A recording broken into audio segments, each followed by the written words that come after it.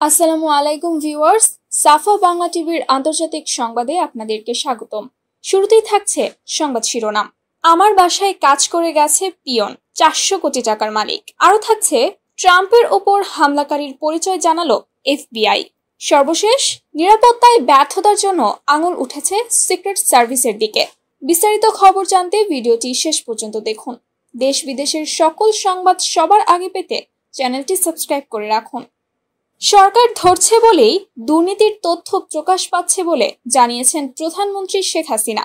তিনি বলেছেন, কোন ড্রাইভার কত টাকা বানালো, কে কি বানালো সেটা খোঁজ করে ধরা হচ্ছে বলেই সবাই জানতে পারছে।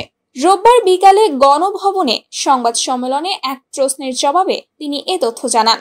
সম্প্রতি বেশ কয়েকজন কর্মকর্তার দুর্নীতি এবং অবৈধ সম্পদ অর্জনের তথ্য প্রকাশের বিষয়টি প্রধানমন্ত্রীর নজরে এনে দুর্নীতি বিরোধী কার্যক্রম চালিয়ে যাওয়া হবে কিনা এমন প্রশ্ন করা হলে প্রধানমন্ত্রী বলেন, আমার বাসায় কাজ করে গেছে পিয়ন, সে এখন 400 কোটি টাকার মালিক। হেলিকপ্টার ছাড়া চলে না, এটা বাস্তব কথা। কি করে বানালো এই টাকা? যখন আমি জানছি, তাকে বাদ দিয়ে কার্ড সিজ করে আমি ব্যবস্থা নিয়েছি। এটা তো হয়। তিনি বলেন, ধরার পর এগুলো চোখে আসে, তাছাড়া তো হয় না। যখনই ধরা পড়ে তখনই আমরা ব্যবস্থা নিই। এটা এক ধরনের মানসিকতা। আরেকটা কথা, সারা বিশ্বেই যে দেশটায় অর্থনীতিতে উন্নতি হয় সেখানেই এ ধরনের কিছু অনিয়ম হয়।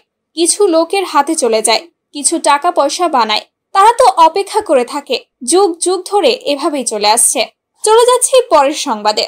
সাবেক মার্কিন প্রেসিডেন্ট ডোনাল্ড ট্রাম্পের ওপর হামলাকারীর পরিচয় নিশ্চিত করেছে দেশটির গোয়েন্দা সংস্থা এফবিআই। ট্রাম্পের ওপর গুলি চালানো বন্দুকধারীর বয়স 20 বছর। ট্রাম্পের বক্তৃতার মঞ্চ থেকে মাত্র 120 মিটার দূরে একটি বাড়ির ছাদে অবস্থান নিয়েছিল সেই শুটার। এফবিআই কে উদ্ধৃত করে স্কাই নিউজ জানিয়েছে, হামলাকারী যুবকের নাম ম্যাথিউ ক্রুকস। পেনসিলভেনিয়ার বেথেল পার্কের বাসিন্দা ওই হামলাকারী ক্রুকস নিহত হয়েছে বলে জানিয়েছে স্থানীয় পুলিশ।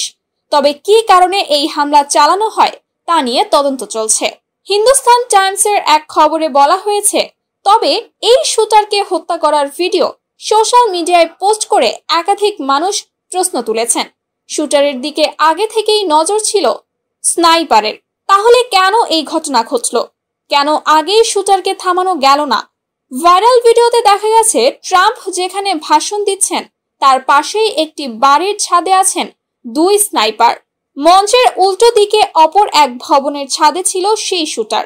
গুলি চালানোর ঘটনার পর ডোনাল্ড ট্রাম্পের কান থেকে রক্তপাত বের হতে দেখা যায়। তাকে নিরাপদে অন্যত্র নিয়ে যায় সিক্রেট সার্ভিসের সদস্যরা। সাবেক প্রেসিডেন্ট ডোনাল্ড ট্রাম্পের ওপর হামলায় ম্যাথিউ ক্রুকস একা জড়িত নাকি এর পেছনে আরো কেউ আছে তা এখনো নিশ্চিতভাবে জানা যায়নি। ওদিকে এনবিসির প্রতিবেদনে বলা হয়েছে, পেনসিলভেনিয়ার রাজ্য পুলিশের লেফটেন্যান্ট কর্নেল জর্জ বেভিনসের বলেন, এটি বলা এখনই খুব কঠিন।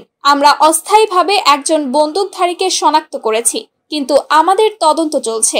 আমরা একাধিক লিড অনুসরণ করছি এবং এটি একটি একক বন্দুকধারীর কাজ কিনা তা নিশ্চিতভাবে বলতে কিছু সময় লাগবে।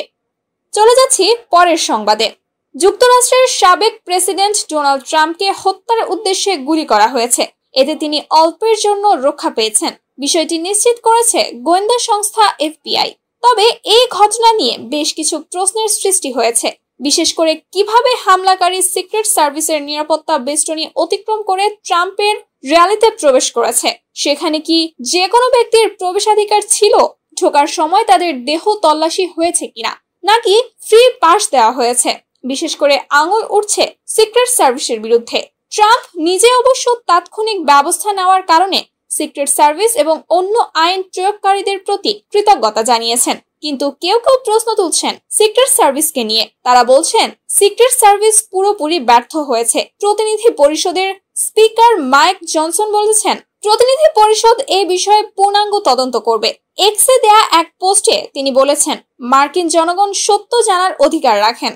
যত দ্রুত সম্ভব আমাদের কমিটিতে সিক্রেট সার্ভিসের পরিচালক এবং অন্য সংশ্লিষ্ট কর্মকর্তা এফবিআই কে ডাকা হবে শুনানির জন্য।